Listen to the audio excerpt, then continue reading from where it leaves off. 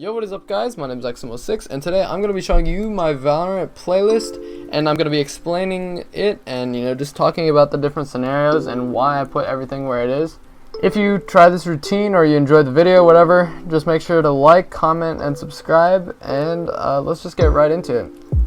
So at the beginning, these four scenarios: smooth, thin strafe, close, fast strafe, invincible, thin gauntlet V2, and ground plaza. So basically, these are alternating between smoothness and reactivity. The thing is, when you play reactive tracking, sometimes your aim will get a little shaky. So to get around that, I have it so you start out with smoothness to get, just your mouse, you just get it so your aim is really smooth. Then after that, you get more reactive aim where you're just reacting to a fast moving target. Then you switch back to smoothness and then reactivity again. The reason reactive tracking can help with Valorant is that a lot of times you're going to be making small adjustments and reacting to a target.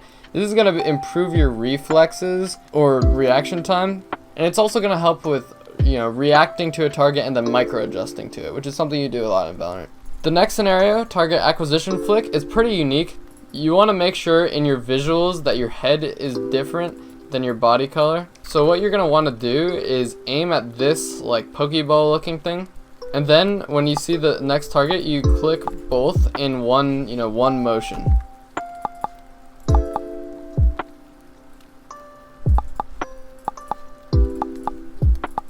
A lot of times the target will spawn outside of your FOV. Let me try and get one that's like that.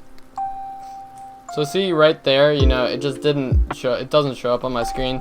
So there's nothing really you can do there. I would just not focus on score and sort of just wait for one that is closer, like that. Oh, I missed that. Yeah, my aim isn't that good right now, but yeah.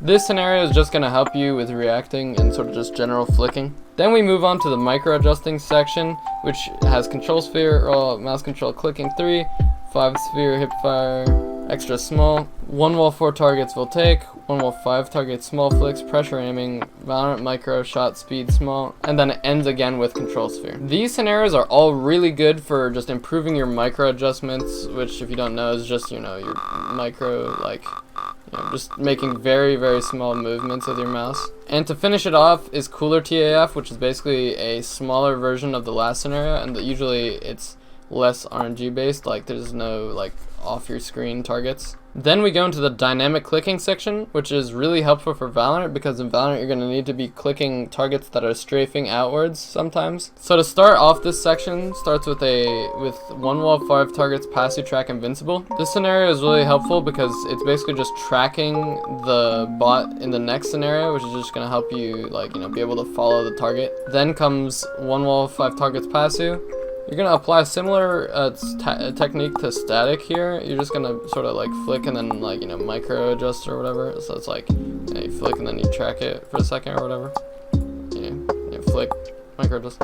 It's a similar technique for this to static, just like the flicking and then micro adjusting sort of. And then there's a few other, just passive scenarios. The next one is passive slow smaller. It's just the same thing, but it's slower and it's smaller, so it helps you get your technique down a little bit. And here is Fugla Pressure, and this scenario is really good for just sort of getting better, flicks, I guess. After this is Psalm Flick TS Small. This is going to help you with wide angles, which aren't something that happen too much in Valorant, but it's still good to be able to, have the mouse control required to get wide flicks. In this scenario, I want you to focus on your flick accuracy, as with any TS scenario. Just flick and try and hit the target without micro adjusting.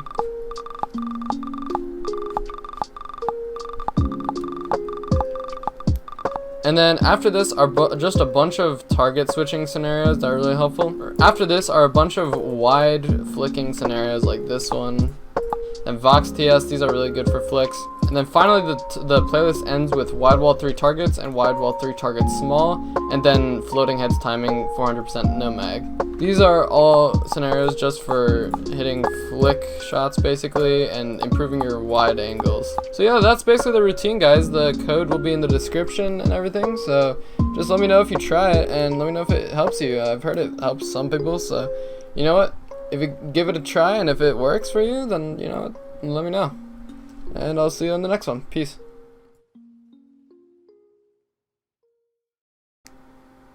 And it's also gonna help with, and it's also gonna help with, and it's also gonna help, and it's also gonna help with readjust, and it's also gonna help with micro adjustment, and it's also gonna help with, you know, reacting to a target and then micro adjusting to it, which is something you do a lot in Valorant.